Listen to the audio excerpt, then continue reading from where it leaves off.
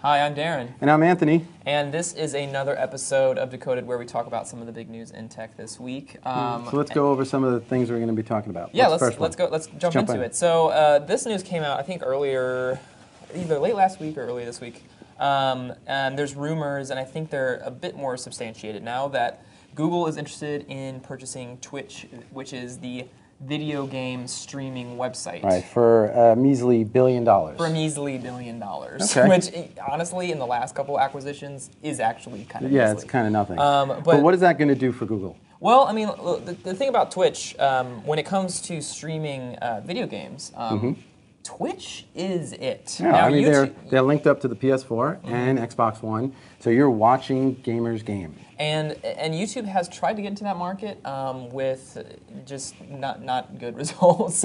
And so, you know, as has been kind of the trend lately, they are going to buy the solution, which is go ahead and get Twitch. And you know, in these acquisitions that we tend to talk a lot on the show about, you know, we have, you know, Facebook buying Oculus and all these acquisitions, which at first were just like, wait, what? Yeah. That doesn't immediately make sense to me. But this sound is great. This sounds like a perfect mix. It's like two puzzle pieces coming together. It's a beautiful thing. Yeah, I think it's going to work. I mean, think about how long you will actually watch somebody play a video game for. Most people that aren't gamers don't understand it, but I was just telling you that I was watching a game play for about 11 minutes before I realized I was actually watching somebody game and not a mini movie. Right, and it does expand a little bit, you know, beyond video games. They also do card tournaments and things like that, Magic the Gathering.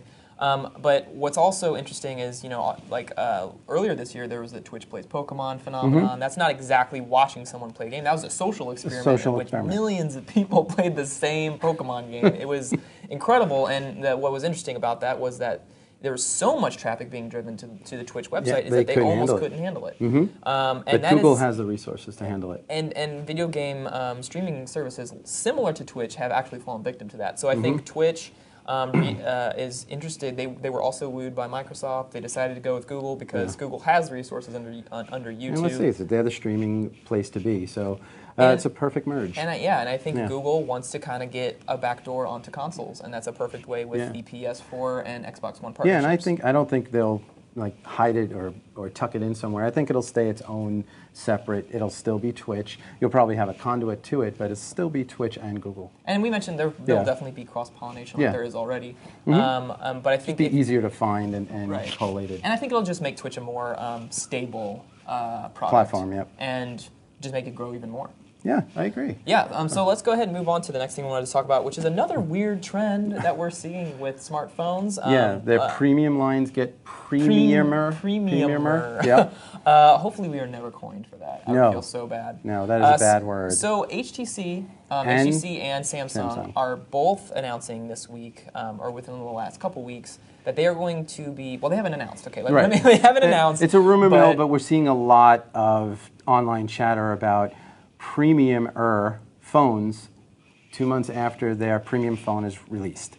Right, and I think it's interesting, and I think, first off, I don't really know if there's been an example. I mean, unless you think like iPhone 5 and then the 5S is the more, not really. Not really. That's another device. Yeah.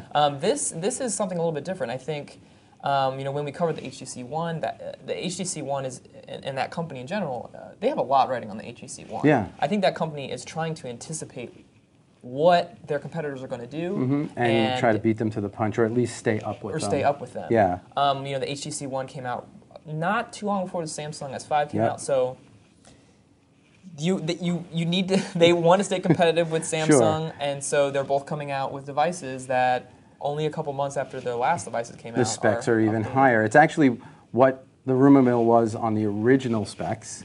Now it's out. So they're going to be coming out with 2K screens. Samsung's supposed to be metal body, right? Metal body, like metal HTC body, One. Water resistant or maybe waterproof, either 3 or 4 gigs of RAM on board. Both of the phones are going to have Snapdragon 805. Yep.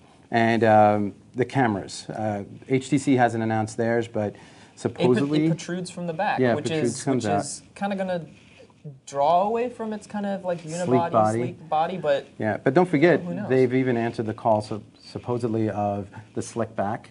Now it's going to be a silicone/metal construction, so hopefully it'll have a little bit more of a rubber feel, a little bit more grip, while Samsung's supposed to be putting in a 20 megapixel camera. So let's see if these come out. I feel that the companies, they're letting the consumer down because now maybe the consumers next year will go, oh, you're releasing the next top-of-the-line phone? Well, maybe I'll wait another 3 months to see if you're really going to release another top-of-the-line phone over the top of that.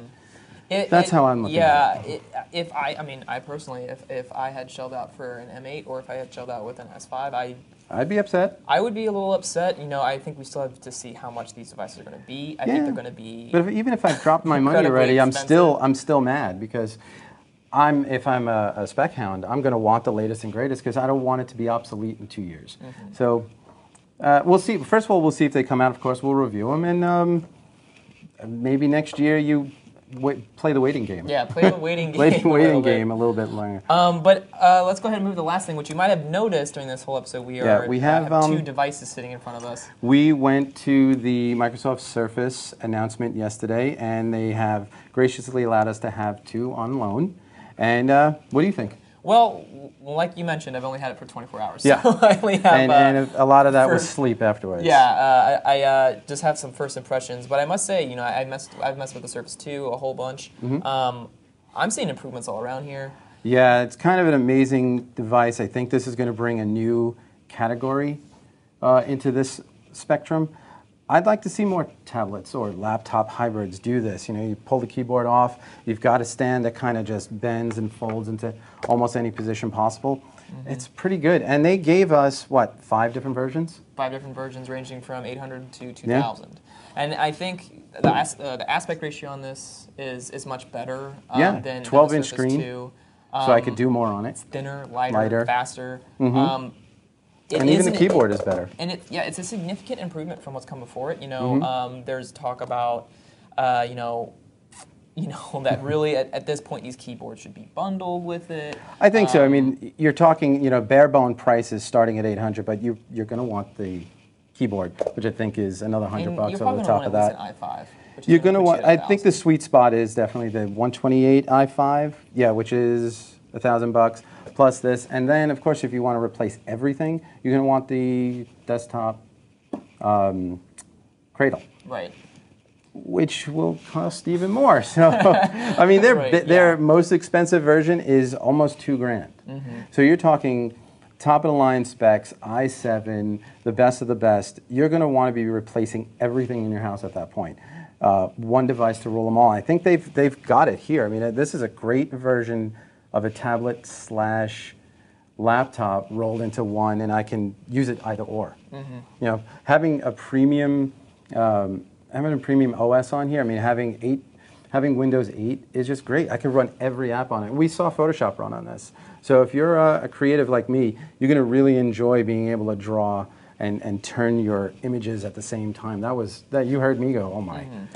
And we'll obviously be spending much more time with these products. Yeah, you'll have an in-depth review in the coming weeks. But I think it's safe to say that we are pleasantly surprised by what Microsoft has presented with the Surface Pro. Yeah, it was a little jaw-dropping experience, if I can get that out right.